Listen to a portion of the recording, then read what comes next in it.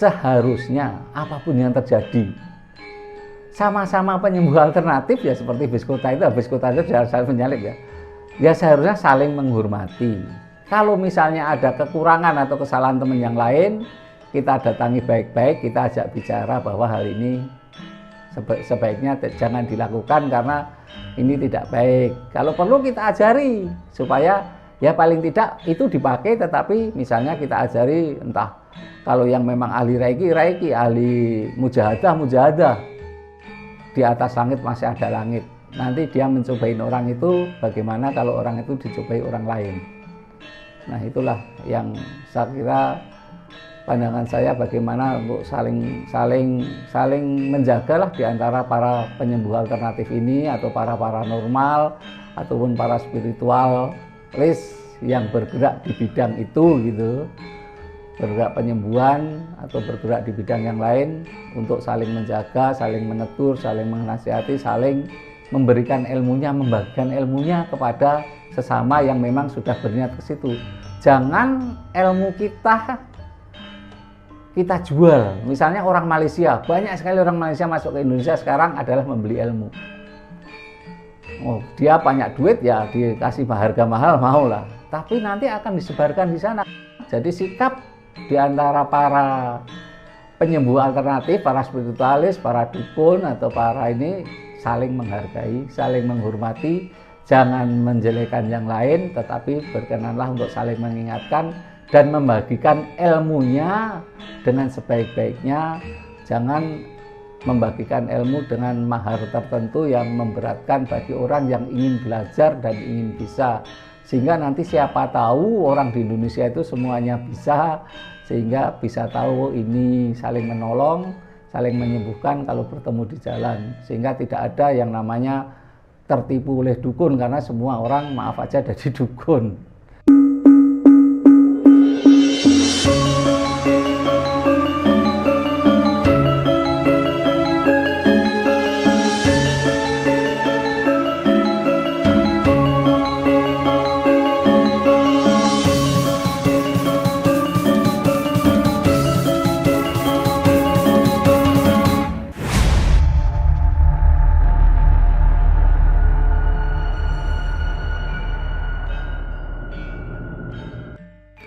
Salam Rahayu Romo Sabto.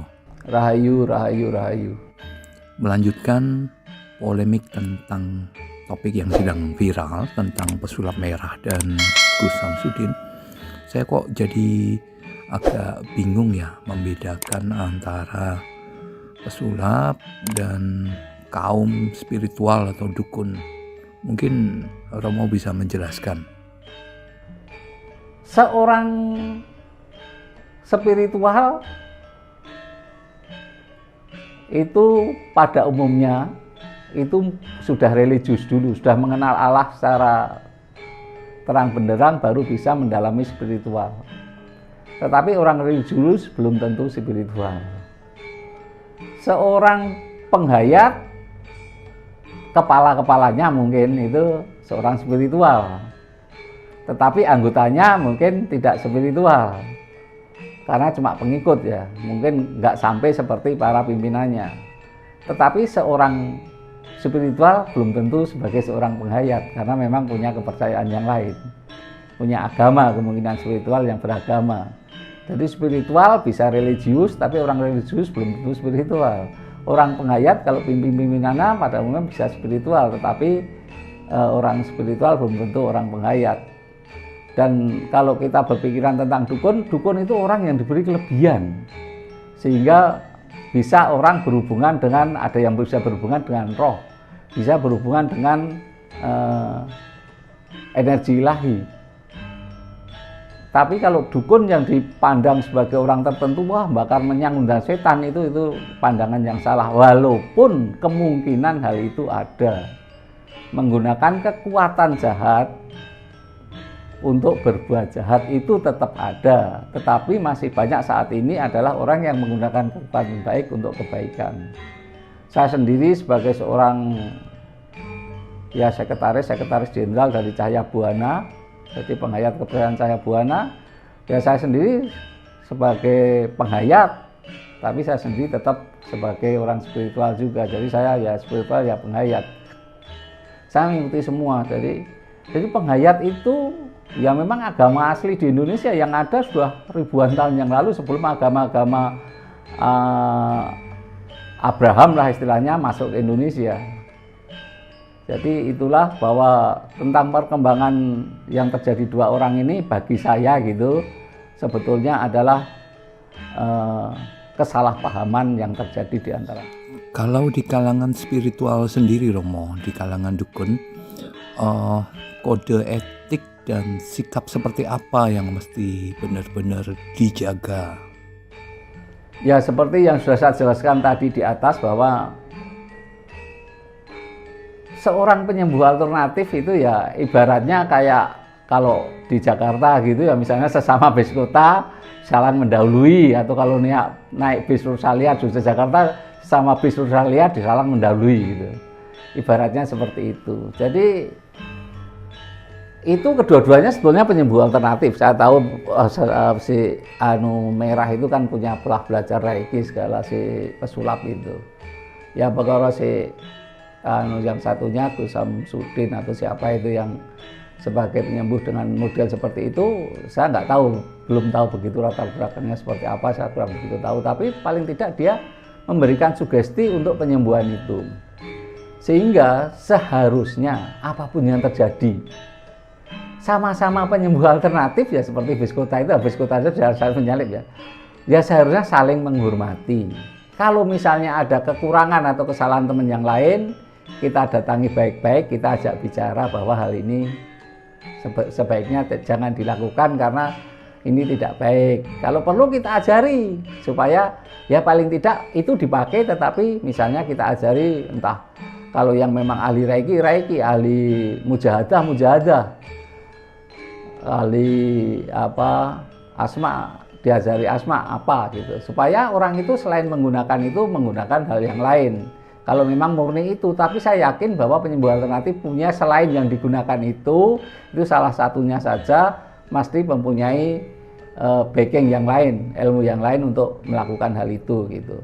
Jadi ya sebaiknya saling mengingatkan dan saling memberikan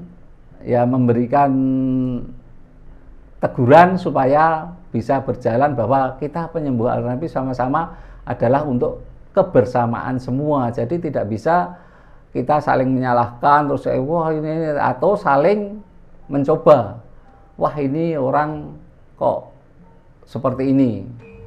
Kirimi hal yang tidak baik. Jangan sampailah seperti itu.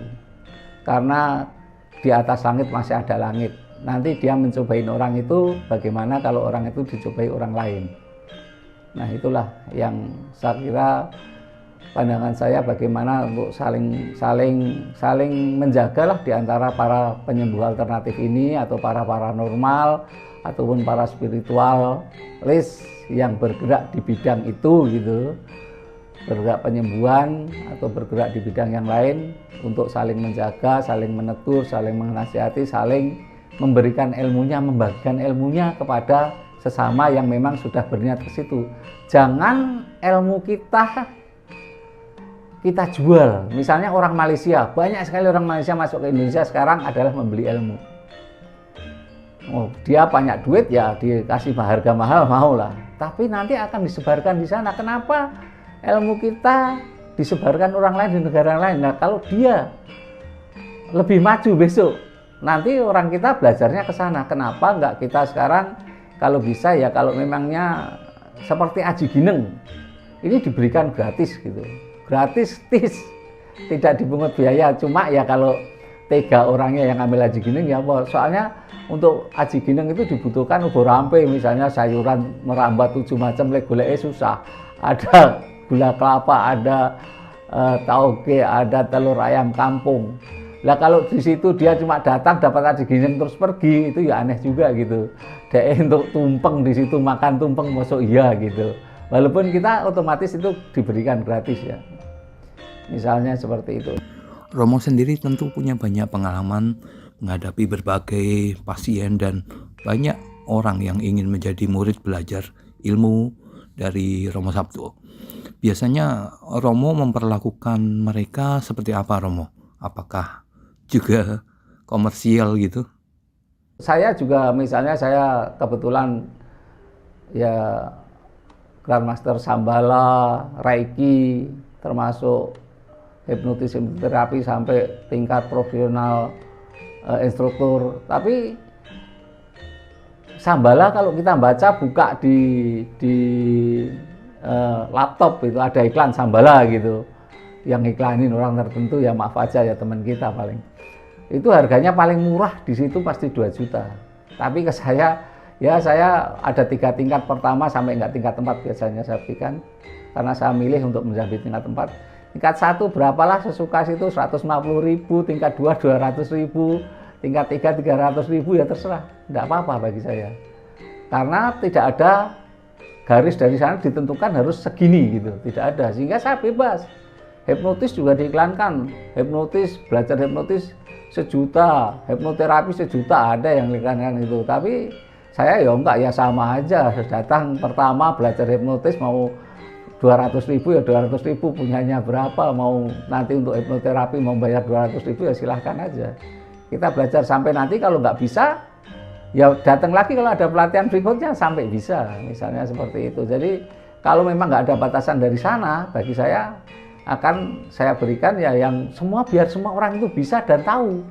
Jangan sampai salah, itu kok sakti sekali, belum tentu sakti. Nanti akan perana sakti juga sama, cuma perana sakti sekarang beberapa hari yang lalu ada beberapa tahun yang lalu ada sedikit sengketa sehingga tidak bisa mengembangkan.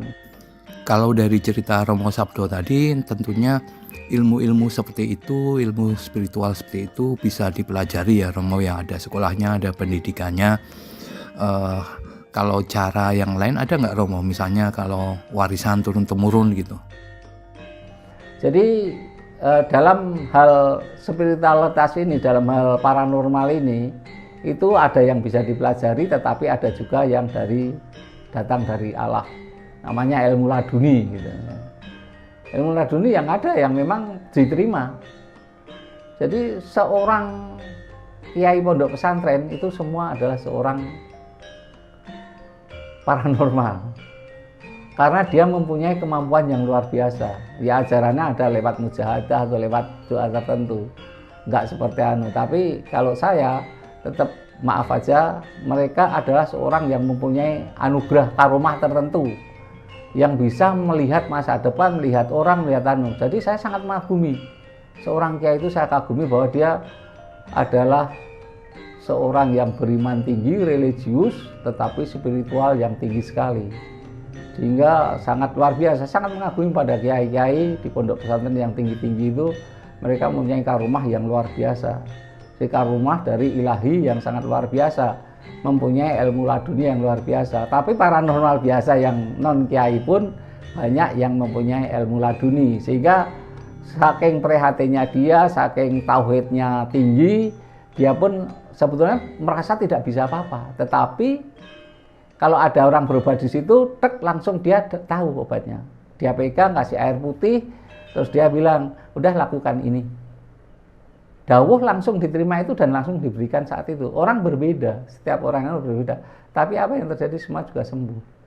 Kalau kita pergi ke kiai, kita ya yakin sekali bahwa dia mempunyai karomah, sehingga kita berobat luar dalam, lahir batin, energi murni kita diobati, psikologi kejiwaan kita diobati, dan memang dia juga mempunyai doa tertentu untuk mengobati kita yang langsung berhubungan dengan Allah SWT. Sehingga disitulah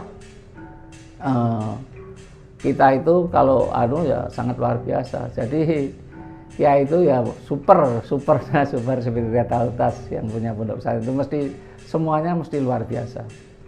Itu yang bisa saya lihat. Jadi kalau pandangan saya tentang itu sikapnya, jadi sikap di antara para penyembuh alternatif, para spiritualis, para dukun atau para ini saling menghargai, saling menghormati, jangan menjelekkan yang lain, tetapi berkenanlah untuk saling mengingatkan dan membagikan ilmunya dengan sebaik-baiknya. Jangan membagikan ilmu dengan mahar tertentu yang memberatkan bagi orang yang ingin belajar dan ingin bisa. Sehingga nanti siapa tahu orang di Indonesia itu semuanya bisa, sehingga bisa tahu ini saling menolong, saling menyembuhkan kalau bertemu di jalan. Sehingga tidak ada yang namanya tertipu oleh dukun, karena semua orang maaf aja jadi dukun. Terima kasih.